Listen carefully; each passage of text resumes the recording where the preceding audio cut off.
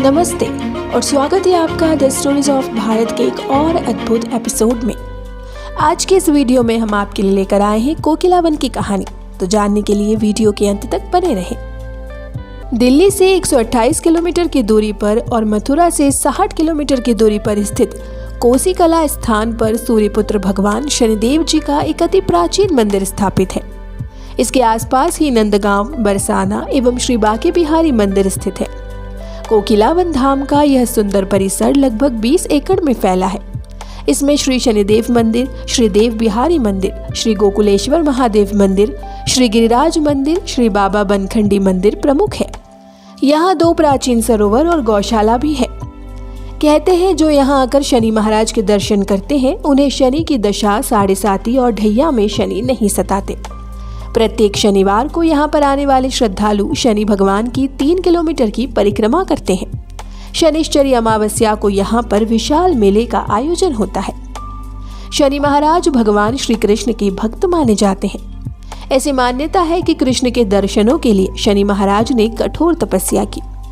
शनि की तपस्या से प्रसन्न होकर भगवान श्री कृष्ण ने इसी वन में कोयल के रूप में शनि महाराज को दर्शन दिए। इसीलिए यह स्थान आज कोकिलावन के नाम से जाना जाता है। आइए आज के इस वीडियो में हम श्री कृष्ण और शनिदेव के प्रसंग को विस्तार से जानते हैं। जब श्री कृष्ण ने जन्म लिया तो सभी देवी देवता उनके दर्शन करने नंदगांव पधारे। कृष्ण भक्त शनिदेव भी देवताओं संग श्री कृष्ण के दर्शन करने नंदगांव पहुंचे, परंतु माँ यशोदा ने उन्हें नंदलाल के दर्शन कराने से मना कर दिया, क्योंकि माँ यशोदा को डर था कि शनिदेव की वक्र दृष्टि कहीं कान्हा पर न पड़ जाए। परंतु शनिदेव को यह अच्छा नहीं लगा और वो निराश होकर नंदगांव के पास जंगल में आकर तपस्या करने लगे। शनिदेव का मानना था कि पूर्ण परमेश्वर श्री कृष्ण ने ही तो उन्हें न्यायाधीश बनाकर पापियों को दंडित करने का कार्य सौंपा है तथा सज्जनों, सत्पुरुषों, भगवत भक्तों का शनिदेव सदैव कल्याण करते हैं।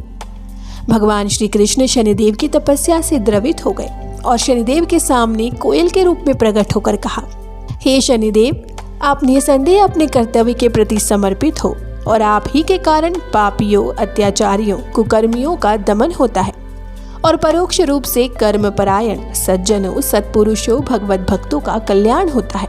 आप धर्मपरायण प्राणियों के लिए ही तो कुकर्मियों का दमन करके उन्हें भी कर्तव्यपरायण बनाते हो। आपका हृदय तो पिता की तरह सभी कर्तव्यनिष्ठ प्राणियों के लिए द्रवित रहता है और उन्हीं की रक्षा के लिए आप एक सजग और बलवान पिता की तरह सदैव उनके अनिष्ट स्वरूप दुष्टों को दंड देते रहते हो। हे शनिदेव, मैं आपसे एक भेद खोलना चाहता हूँ। यह ब्रज क्षेत्र मुझे परम प्रिय है। मैं इस पवित्र भूमि को सदैव आप जैसे सशक्त रक्षक और पापियों को दंड देने में सक्षम कर्तव्यपरायण शनिदेव की छत्र छाया में रखना चाहता हूँ। इसलिए हे शनिदेव, आप मेरी इस इच्छा को सम्मान देते हुए इसी स्थान पर सदैव निवास करो, क्योंकि मैं यहाँ कोयल के रूप में आपसे मिला हूँ। इसीलिए आज से यह पवित्र स्थान कोकिलावन के नाम से विख्यात होगा। यहाँ कोयल के मधुर स्वर सदैव गूंजते रहेंगे। आप मेरे इस ब्रज प्रदेश में आने वाले हर प्राणी पर नम्र रहें। साथ ही कोकिलावन धाम में आने वाले आपके साथ साथ मेरी भी कृपा के पात्र होंगे। गरुड़ पुराण में और नारद पुराण में कोकिला बिहारी जी का उल्लेख आता है, तो शनि महाराज का भी कोकिलावन में विराजना भगवान कृष्ण के समय से ही माना जाता है।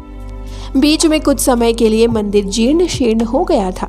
करीब 350 वर्ष पूर्व में राजस्थान में भरतपुर महाराज हुए थे। उन्होंने भगवान की प्रेरणा से इस कोकिलावन में जीर्ण शीर्ण हुए मंदिर का अपने राजकोष से जीर्णोद्धार करवाया। तब से लेकर आज तक दिन पर दिन मंदिर का विकास होता चला आ रहा है। आज के लिए बस इतना ही। मिलते हैं आपसे एक और नई कहानी में। तब तक के लिए धन्यवाद।